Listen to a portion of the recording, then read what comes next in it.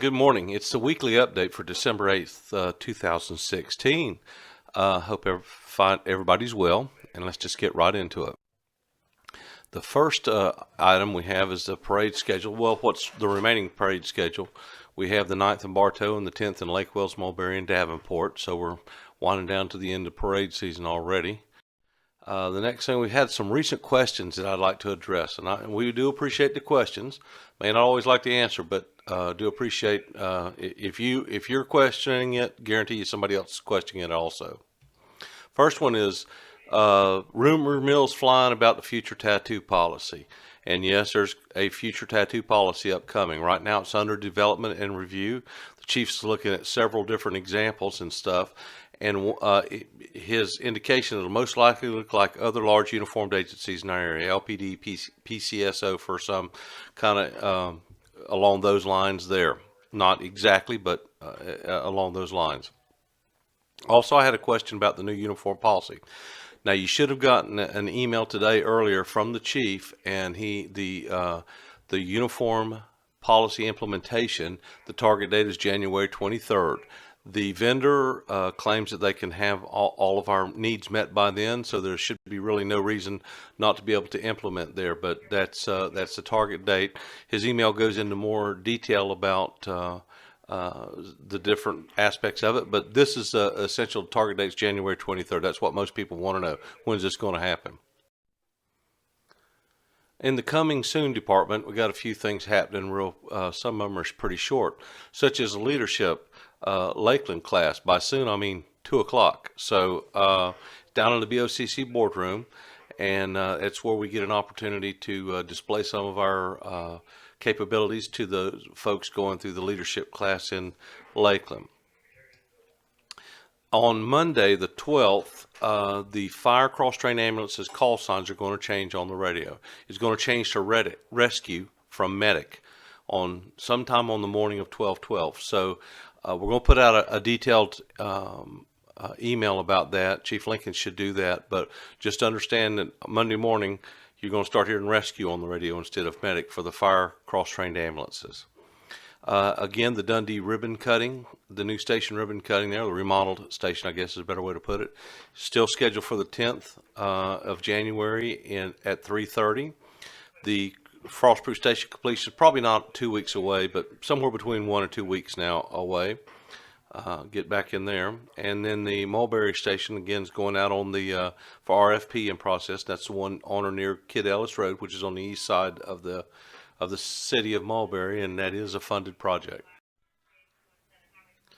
I'd like to welcome a new employee to the fire rescue, especially the administrative staff here. Her name is Tiffany Ross. She's our new data analyst, and she'll be working in what used to be Steve Buttermore's office.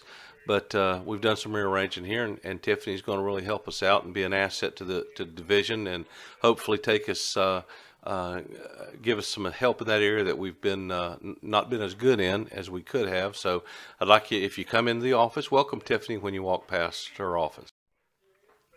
Have some special announcement going on. It kind of looks like last week. It's the IAEP contract vote. All EMTs and paramedics can and should vote. Where? It's at Polk County Fire Rescue Station 450, which is on American Spirit Road in Winter Haven, just off of Spirit Lake Road. When is it? Well, Tuesday's already passed and Wednesday's already passed. So depending on where you hear this, you still have time to get to the 8 to 12 one by my clock right now, but it depends on when you view the video. Then the last time to vote would be this evening from 5 p.m. to 8 p.m.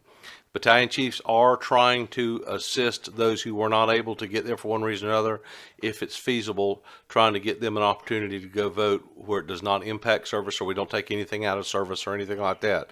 So with that, they are trying to help folks to be able to get there to vote. But again, we got to make sure it does not impact our service to the citizens or take any units out of service. Safety. Got a couple of items, nothing major. Most folks can anticipate this, but I just want to put it to the front of your mind. First, we're having some colder weather and some of the things that we couldn't expect. Not very many, but some of the things that you can expect coming up. First, according to Deputy Chief Fatone, we have an increase in the number of SOB calls, the shortness of breath calls in emphysema patients. Cold weather has a negative effect on the breathing. The other thing on the fire side is, as we all know, those heating related fires and things like that have to do with the heating things increase a lot.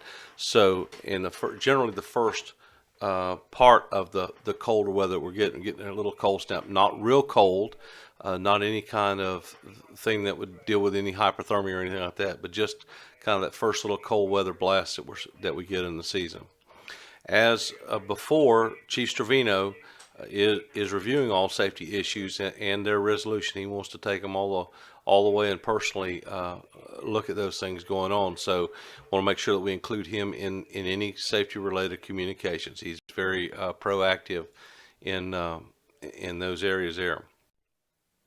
A couple reminders for you. Weekly, we have the command staff meetings, generally every Wednesday at 9 o'clock at Fire Rescue Headquarters, and that's where the entire staff gets together. And we want you to get engaged. Again, if you have suggestions or questions or anything like that, we want you to put them forward to me. And the goal is for everybody to know what's going on. That's our main goal. Now, with that, you can send questions to me by email. That's the best method. If I talk to you and I kind of lose track of things like that, but put them in writing and I'll go back and review them and try to see if it's something I should put on the video or just address it back to you directly. If it's generally a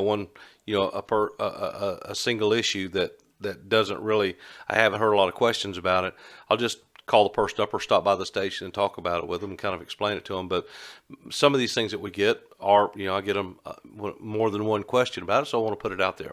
Anyway, until next time, I want everybody to be safe. I hope your holidays are going great, and I'll talk to you later.